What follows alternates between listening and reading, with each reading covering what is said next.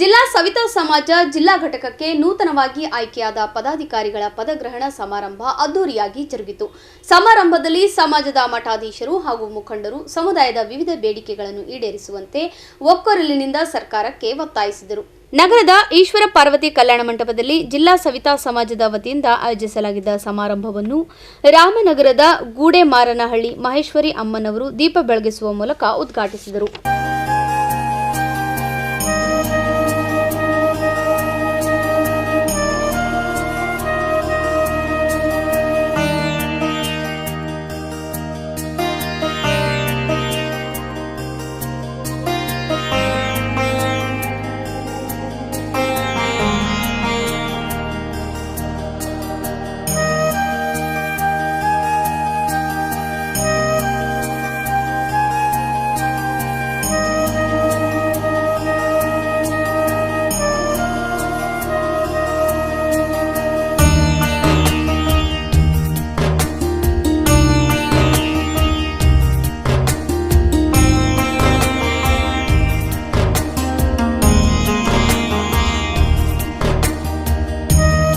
ಕಾರ್ಯಕ್ರಮದಲ್ಲಿ Mannur multi speciality ಆಸ್ಪತ್ರೆಯಿಂದ ಉಚಿತ ಆರೋಗ್ಯ ತಪಾಸಣೆ ಹಾಗೂ ಅನುಗ್ರಹ ಕಣ್ಣಿನ ಆಸ್ಪತ್ರೆ ವತಿಯಿಂದ ನೇತ್ರ ತಪಾಸಣಾ ಶಿಬಿರ ನಡೆಯಿತು.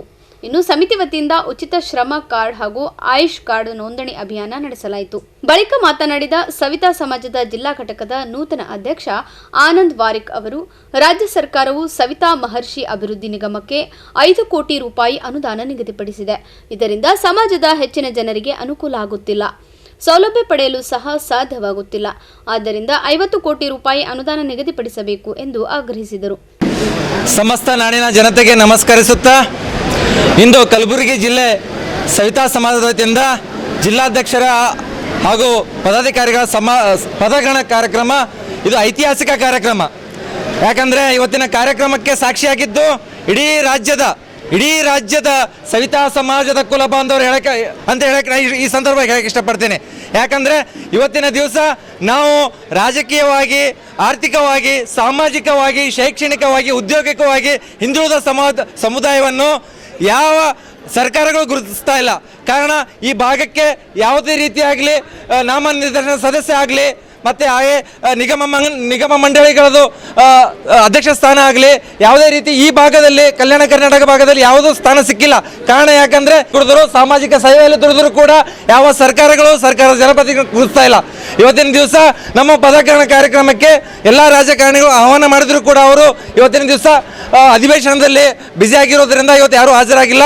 ಇವತ್ತಿನ ಕಾರ್ಯಕ್ರಮದಲ್ಲಿ ಬಂದಂಥ ಎಲ್ಲ ಸಮಾಜ ಜಿಲ್ಲಾಧ್ಯಕ್ಷರುಗಳು ಹಾಗೂ ವಿವಿಧ ಸಮುದಾಯ ಕುಲವೃತ್ತಿಗಳ ಆಧಾರಿತ ಸಮುದಾಯಗಳಿಗೆ ಗುರುತಿಸಿ ಗೌರವಿಸೋದು ಯಾವರಪ್ಪ ಅಂದರೆ ಕುಲವೃತ್ತಿ ಮಾಡ್ತಕ್ಕಂಥ ಸಮಾಜಗಳೇ. ಯಾಕಂದರೆ ಇವತ್ತಿನ ದಿವಸ ನಮ್ಮ ಸಮಾಜವನ್ನು ಯಾವ ಸರ್ಕಾರವೂ ಗುರುತಿಸಿಲ್ಲ. ಕಾರಣ ಏನಪ್ಪ ಅಂದರೆ ಇವರು ದಿನ ಮುಂಜಾನೆ ಕುಲವೃತ್ತಿ ಮಾಡ್ತಾರೆ, ಸಾಯಂಕಾಲ ಮನೆಗೆ ಹೋಗ್ತಾರೆ, ಅದೇ ಅವ್ರದ್ದು ಇದು. ಯಾಕೆ ವೋಟ್ ಬ್ಯಾಂಕಿಂಗ್ ಇಲ್ಲ ಸರ್. ನಮ್ಮ ಹತ್ರ ಮತದಾರರಿದ್ದಾರೆ. ಸುಮಾರು ರಾಜ್ಯಾದ್ಯಂತ 15 ಲಕ್ಷಕ್ಕಿಂತ 15-20 ಲಕ್ಷ ಜನಸಂಖ್ಯೆ ಇದ್ದಾರೆ. ಇವತ್ತಿನ ದಿವಸ ಸಾಕ್ಷಿಯಾಗಿ ಸಾವಿರಾರು ಜನಸಂಖ್ಯೆಯಲ್ಲಿ ನಮ್ಮ ಕಲಬುರಗಿ ಜಿಲ್ಲೆಗೆ ಬಂದು ಪದಗ್ರಹಣಕ್ಕೆ ಸಾಕ್ಷಿಯಾಗಿದ್ದಾರೆ. ಯಾಕಂದರೆ ನಮ್ಮ ಸಮಾಜವನ್ನು ಯಾವ ಸರ್ಕಾರವೂ ಗುರುತಿಸ್ತಾ ಇಲ್ಲ. ದಯವಿಟ್ಟು ಗುರುತಿಸಿ. ನಾವು ಕೂಡ ನಮ್ಮ ಸಮಾಜವನ್ನು ನಿಮ್ಮ ಥರ ನಿಮ್ಮ ಸಮಾಜವನ್ನು ಯಾವ ಥರ ನೀವು ರಾಜಕೀಯವಾಗಿ ಬೆಳೆದು ಸಮಾಜವನ್ನು ತಾವು ಅಭಿವೃದ್ಧಿಪಡಿಸಿದ್ದೀರಿ, ಅದೇ ರೀತಿ ನಮ್ಮ ಸಮಾಜವನ್ನು ನಾವು ನಮ್ಮ ಸಮಾಜಕ್ಕೆ ನಾವು ಅಭಿವೃದ್ಧಿ ಪಡಿಸ್ತೀವಿ, ನಮಗೆ ಸ್ಥಾನಮಾನ ಕೊಡಿ ಅಂತೇಳಿ ಈ ಮಾಧ್ಯಮ ಮುಖಾಂತರ ಕೇಳ್ತಾ ಇದ್ದೀನಿ. ಇವತ್ತಿನ ಪದಗ್ರಹಣ ಕಾರ್ಯಕ್ರಮ ಇಡೀ ರಾಜ್ಯದಲ್ಲಿ ರಾಷ್ಟ್ರ ಮಟ್ಟದಲ್ಲಿ ಐತಿಹಾಸಿಕ ಕಾರ್ಯಕ್ರಮ. ಕಲಬುರಗಿಯಲ್ಲಿ ನಮ್ಮದು ವಿಭಾಗೀಯ ಕೇಂದ್ರವಾದ ಕಲಬುರಗಿ ಇವತ್ತಿನ ದಿವಸ ಅನೇಕ ಹಲವಾರು ಶರಣರು, ಜಾತಿಯ ಮುಖಂಡರು ಎಲ್ಲರೂ ಸಾಕ್ಷಿಯಾಗಿದ್ದಾರೆ.